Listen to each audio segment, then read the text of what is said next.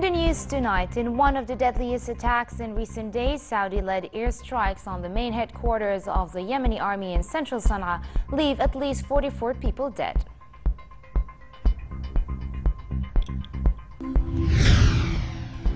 Partial results from Turkey's parliamentary elections indicate that the ruling AK party may struggle to form a stable government alone, dealing a significant blow to President Tayyip Erdogan. And Egypt sets a new Guinness World Record for the biggest underwater cleanup.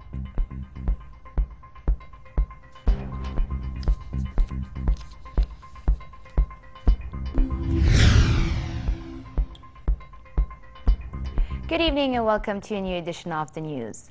In Yemen, at least 44 people were killed in Saudi-led airstrikes on the main headquarters of the Yemeni army in central Sana'a.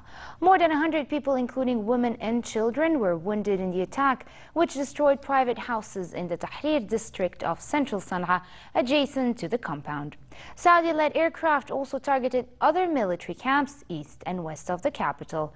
And in the central Yemeni city of Taz, 8 Houthi fighters were killed in an attack by loyalists to President Abd Rabbu Mansour Hadi.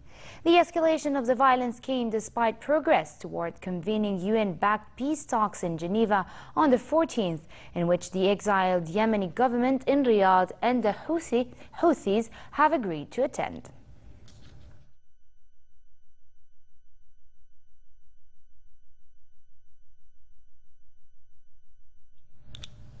Syrian government forces have pushed Daesh terrorists back after a bid by the group to enter the city of Hasakeh in northeastern Syria. The Syrian Observatory for Human Rights said fierce combat had allowed government forces to push the militants away from the southern edge of Hasakeh. The observatory said Daesh, which has been at the southern entrance of the city since Thursday, was forced to pull back 2 kilometers after fierce fighting with the government forces. Syria's official news agency also said the army had retaken several positions captured by Daesh in recent days, including an electricity station and a prison being used as a military base.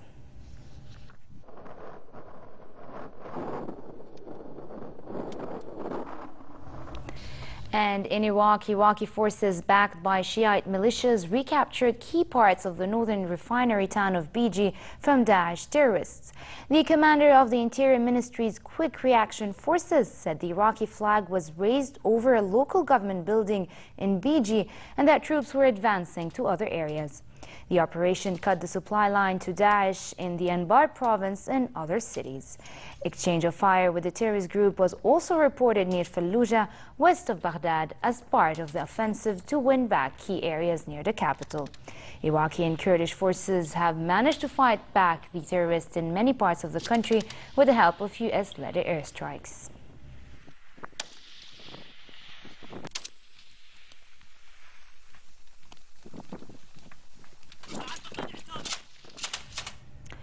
Meanwhile, the United States and its allies carried out 22 airstrikes against Daesh terrorists in Syria and Iraq over the past 24 hours. 5 of the 11 air raids in Syria targeted Daesh fighters, vehicles and weapons near the northern city of Kobani, while in Iraq another 11 airstrikes hit Daesh targets near 5 cities. Israeli aircraft hit the northern Gaza Strip in retaliation to a rocket fired from the enclave hits southern Israel. A group called Omar Brigades claimed responsibility for firing the rocket at Ishkelon. The Israeli military said the rocket fired from Gaza landed in an open area and no injuries or damage were reported. An Israeli army spokesman said the Israeli strikes was aimed at certain infrastructure in the northern Gaza Strip and hits were confirmed.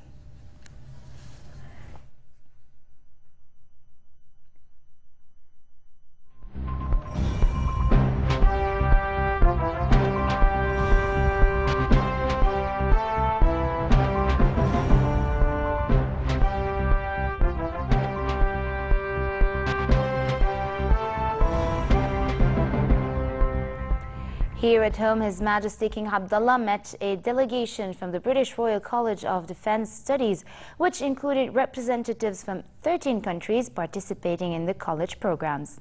His Majesty reviewed Jordan's stance on various issues and its support for efforts to combat terrorism and extremism. The King stressed the importance of concerted regional and international efforts to combat this danger, which does not exclude anyone, through a holistic approach and a participatory strategy involving various dimensions.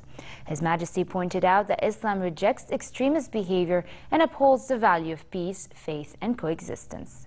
The King also stressed the centrality of the Palestinian issue as the core of the conflict in the region, noting that the lack of a just and comprehensive solution is a major factor to the instability in the region. The meeting also tackled challenges in Syria, Iraq, Libya and Yemen, with an emphasis on the need to reach a comprehensive solution to the crisis there. On local issues, King Abdullah highlighted challenges that face the national economy as a result of hosting nearly 1.4 million Syrians.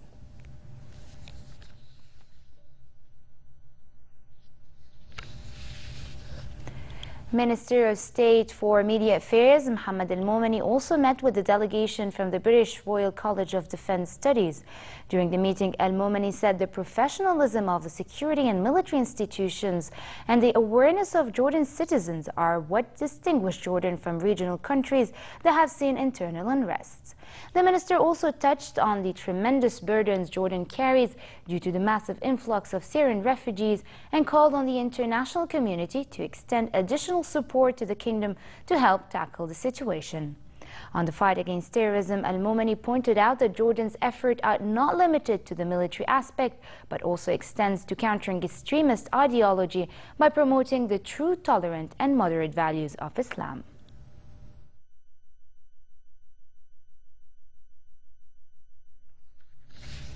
His Majesty the King received Deputy Prime Minister and Foreign Affairs Minister of Belgium, Didier Reynders, visiting Jordan as part of a regional tour.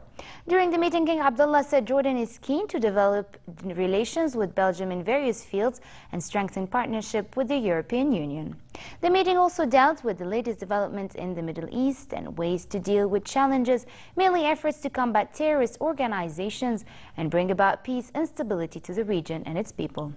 On Mideast peace, the King called upon international and regional parties, including the EU and Belgium, to create conditions to revive the peace process between Palestinians and Israelis. For his part, the Belgian minister expressed his country's keenness to develop relations with Jordan and praised His Majesty's effort to achieve peace and promote global security and stability.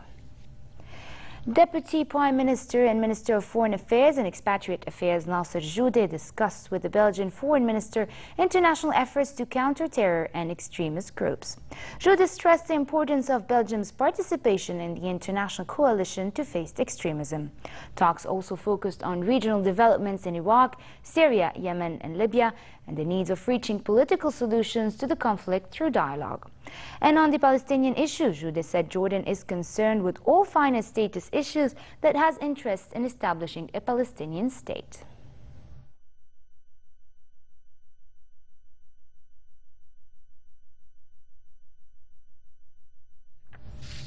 Turkey's ruling AK party may struggle to form a stable government alone, as partial results from a parliamentary election indicated, dealing a significant blow to President Tayyip Erdogan's ambition of assuming greater power. More than 53.7 million Turks cast their ballot. More than 98% of ballots counted. The AKP was on 42.1% of the vote, as results likely to leave it short of an overall majority for the first time since its creation more than a decade ago. The AKP's failure to win an overall majority could mark an end to 12 years of uninterrupted, stable, single-party rule. Initial results also suggested that Turkey's pro-Kurdish Democratic Party, the HDP, would take 80 to 550 seats as it enters parliament as a party for the first time. However, the results could still change significantly, with counting not yet completed in large cities.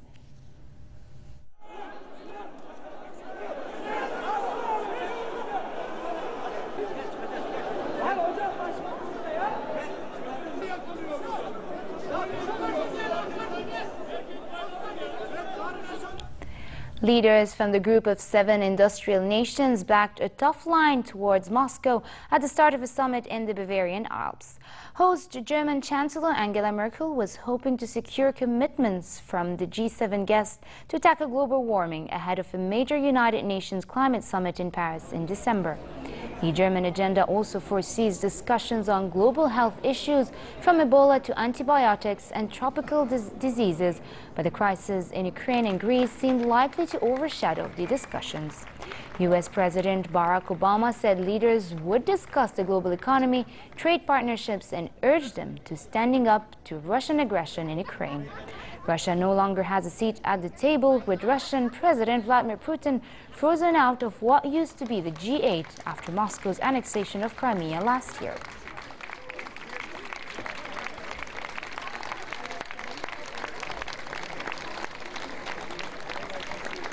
For the next 2 days in Schloss Elmlo, we're going to discuss our shared future, a global economy that creates jobs and opportunity, maintaining a strong and prosperous European Union, forging new trade partnerships across the Atlantic, standing up to Russian aggression in Ukraine, combating threats from violent extremism to climate change.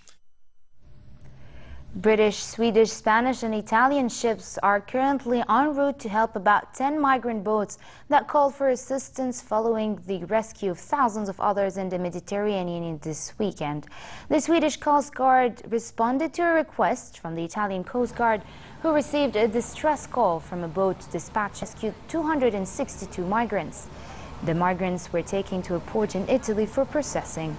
The European Union has bolstered its presence in the Mediterranean between Sicily and Libya to help rescue people in boats which are taking advantage of the calm summer seas to attempt the crossing. But the EU is still debating how to handle refugees and migrants once they are ashore.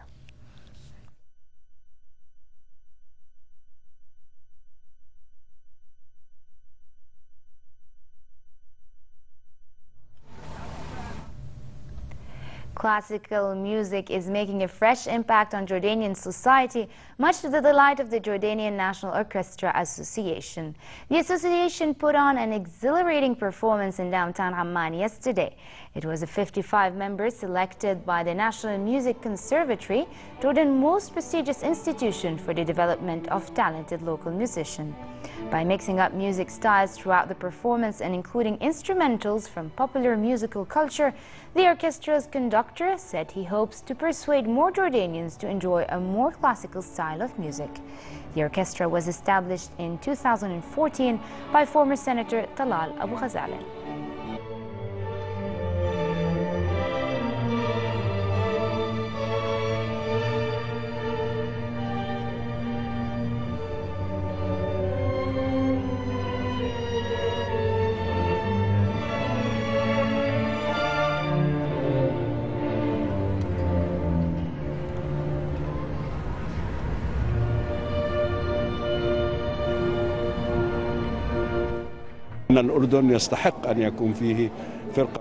Jordan deserves to have a musical band that is equal to the international groups, and I'm happy that they have found an understanding and support as well as enthusiasm from the Jordanian citizen.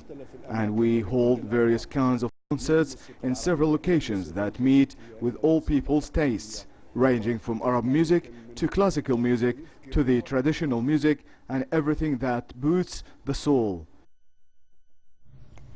Egypt has gone down in the record books. The Red Sea resort town of Hurghada has made its way into the Guinness World Record as divers from around the world set a new entry to the largest underwater cleanup. 614 divers took to the plunge in an event to mark World Environment Day. The previous world record is held by Abu Dhabi with 300 participants. For the record to become officially acknowledged, each diver had to bring back one piece of waste from the ocean floor and be a certified diver. With over 30 environmental protected areas and many diving spots including shipwrecks, Egypt is considered one of the major diving destinations in the world.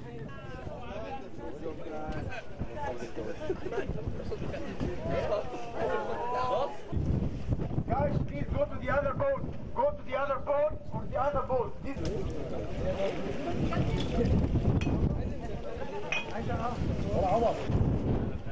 Guinness World Records achievement for the most participants in an underwater cleanup for Mr. Ahmed Gaber.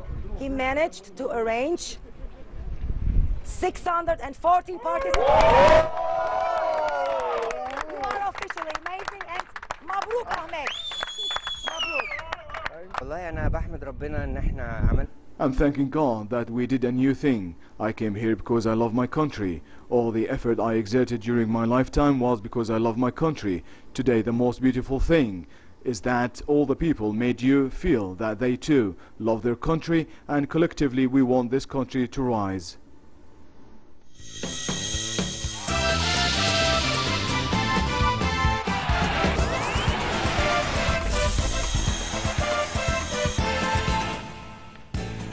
Barcelona were crowned kings of Europe for the 5th time after beating Juventus 3-1 in a superb Champions League final in Berlin.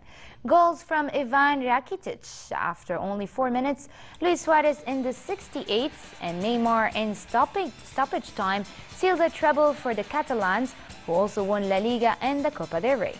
Juve's sole goal came from former Real Madrid striker Alvaro Morata. The Italian team, the second oldest team in the European final, with an average age of just over 30, fought bravely but ran out of steam towards the end. Juve became the first team in history of the competition to lose 6 finals in total, leaving also now being defeated in their last 4.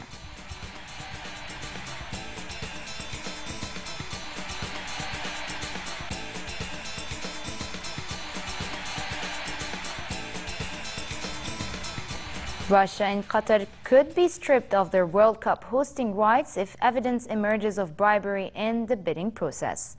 The independent chairman of FIFA's Audit and Compliance Committee, Domenico Scala, said if proven that the awards to Qatar and Russia only came about from bought votes, then the awards could be invalidated. The FBI's investigation of bribery and corruption at FIFA includes scrutiny for how soccer's governing body awarded the 2018 and 2022 World Cup tournaments.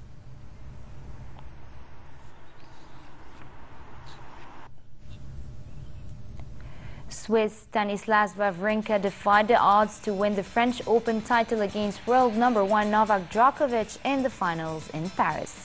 Wawrinka used his superb one-handed backhand to devastating effect, hitting flat ground strokes that wore down 8-time Grand Slam champion Djokovic. With his 4-6, 6-4, 6-3, 6-4 victory, the 8th seed now has 2 Grand Slam titles to his name.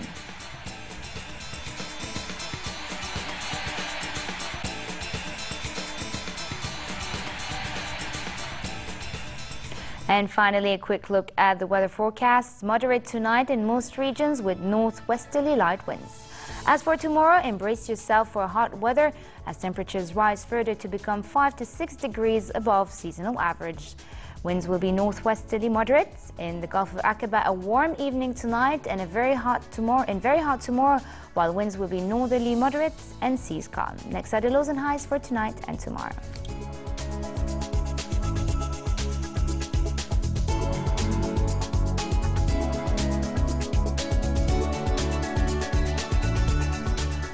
And to end the news, here's a recap of our top stories.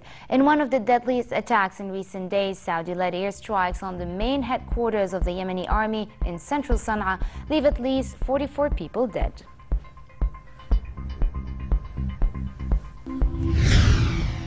Partial results from Turkey's parliamentary elections indicate that the ruling AK party may struggle to form a stable government alone, dealing a significant blow to President Tayyip Erdogan.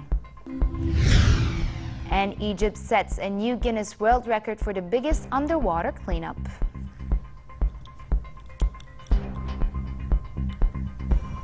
And with this we come to an end. I'm Farah Ajlouni. Thank you for watching and have a good night.